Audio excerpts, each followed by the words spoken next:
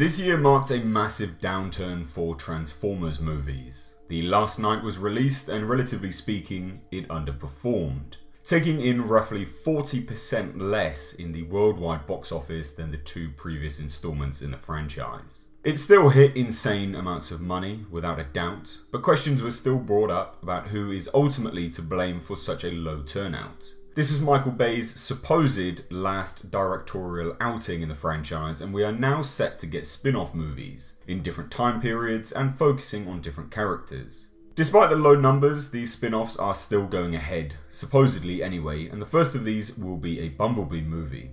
Initial reports state this film will feature Haley Steinfeld and John Cena, set in the 80s, and will fill in some details surrounding Bumblebee's backstory and hope to capitalise on a fan favourite. Now we learned that Peter Cullen, the voice of Optimus Prime himself, is scheduled to be working on a movie, voicing Prime, that is said to be released next year.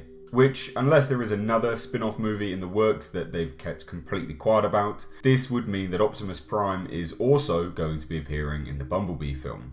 It's fair to say that the two characters would cross paths in the movie. However, if they are trying to shift the focus away from the Autobots as a unit and onto singular characters, I definitely feel this could hurt the story in some way. But that being said, most things can work well when scripted appropriately.